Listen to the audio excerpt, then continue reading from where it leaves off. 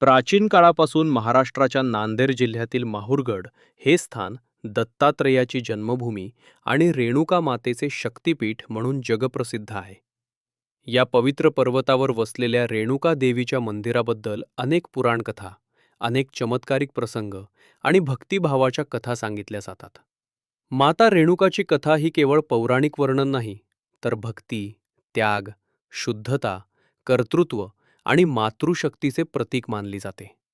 महुरगडच्या अरण्यात आजही अत्री मुनींचा आश्रम, अनसुया माता, दत्त जन्मभूमी अशी असंख्य स्थानं आहेत.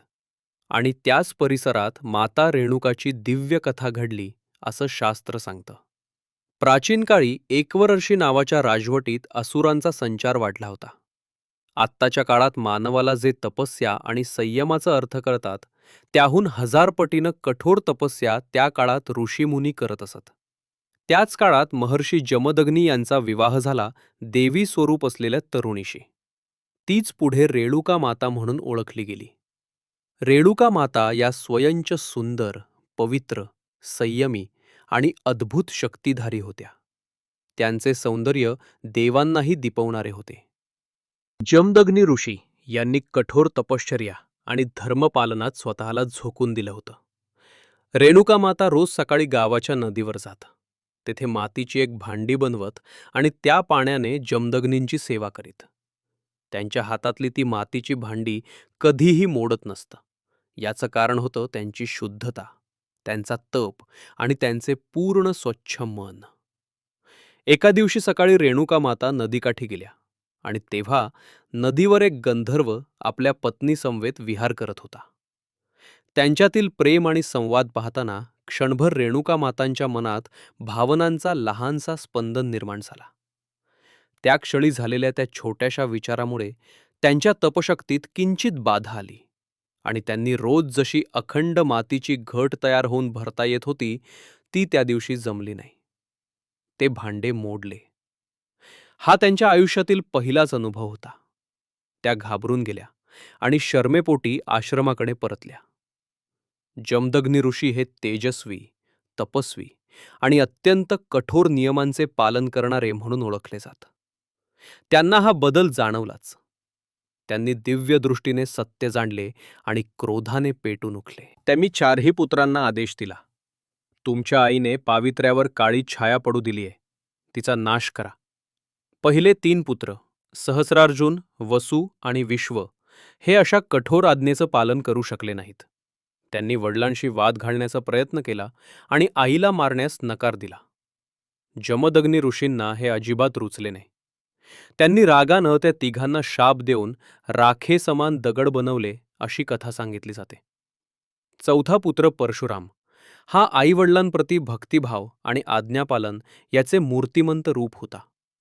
परशुराम यांनी वडिलांच्या आज्ञेचं पालन करत तलवार उचलली आणि डोळ्यात अश्रू आणून आईचा वध केला. पुढे त्यांनी भावांची शिक्षा, आईचं पुनर्जीवन आणि अनेक गोष्टी मागितल्या असं पुराणात नमूद आहे. जमदग्नी ऋषींनी पुत्राच्या आज्ञापालनानं प्रसन्न होऊन त्याला वर दिला. माग जे काही मागशील ते देईन. परशुराम म्हणाले, माझ्या आईला पुन्हा जिवंत करा आणि माझ्या भावांना पूर्ववत करा. ऋषींनी मंत्रशक्तीनं ते सर्व पुनर्जीवित केले. पण इथेच रेणुका माता पूर्णतः पृथ्वीवरील जबाबदाऱ्या सोडून देऊन पारलौकिक शक्तींच्या रूपात परिवर्तित झाल्या. त्या दिव्य शक्तीचे रूप पुढे माहूरगडावर प्रकट झाले आणि त्याच रूपाला आज आपण श्री रेणुका माता किंवा अम्मा म्हणून पूजतो.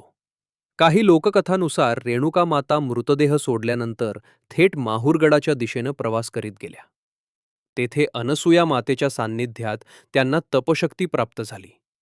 दत्तात्रेय, ज्यांचा जन्म माहूरमध्येच अनसुया यांच्या पोटी झाला, त्यांचे आशीर्वाद मिळाल्यानंतर रेणुका माता सर्व सिद्धी प्राप्त करून सिद्धपीठावर विराजमान झाल्या. त्या स्थानाला आज जगदंबेचे शक्तिपीठ असंही म्हटले जाते. माहूरगड हा त्रिशक्तींचा केंद्रबिंदू आहे. रेणुका माता, अनसुया माता आणि दत्तात्रेय भगवान. म्हणूनच येथे अतिशय गूढ आणि पवित्र ऊर्जा अनुभवायला मिळते असे भक्त सांगतात. एक काळ असा आला की सहस्रार्जुन नावाच्या एका राजा महाबली व्यक्तीनं जमदग्नी ऋषींच्या आश्रमावर हल्ला केला. त्याला कामधेनू नावाची दिव्य गाय हवी होती. जमदग्नींनी नकार दिल्यावर त्यानं आश्रमावर आक्रमण केले आणि ऋषींचा वध केला. ही गोष्ट कळताच परशुराम क्रोधानं संतापले.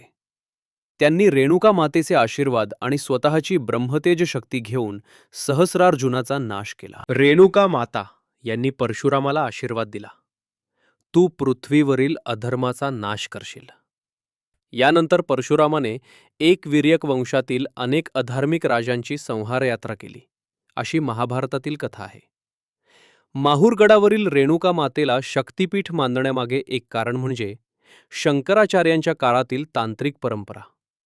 असे म्हणतात की माहूरगडावर देवीचा एक भाग प्रकट आहे. येथे देवीची शक्ती अत्यंत जागृत मानली जाते.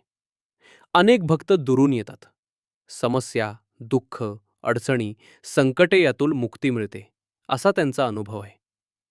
नवरात्रीत येथे दरवर्षी लाखोंची जत्रा भरते. माहूरच्या परसदारात रेणुका माता पळतीये असा एक चमत्कारिक अनुभव अनेकांना येतो असे म्हणतात. रात्रीच्या वेळी मंदिर परिसरात दिव्य प्रकाश, मंद घंटानाद किंवा वाऱ्यातील देवीचा आवाज अशा लोककथा अजूनही सांगितल्या जातात. कधीकधी भक्तांना देवीने दर्शन दिल्याच्या अनेक लोककथा ऐकायला मिळतात. एक काळ असा होता की काही गुराखी पर्वतावर गुरे चारताना एका सुंदर तेजस्वी स्त्रीला पाहायचे. ती त्यांना पाणी द्यायची, अन्न द्यायची आणि नंतर अचानक अदृश्य व्हायची. जेव्हा त्यांनी गावात ही गोष्ट सांगितली तेव्हा सर्वजण देवीच्या मंदिराकडे गेले आणि देवीच्या मुखातून नैवेद्याचा सुगंध हवेत दरवळत असल्याचं जाणवलं. तेव्हा सर्वांनी मान्य केले, तीच रेणुका माता गुराख्यांना दर्शन देऊन गेली होती.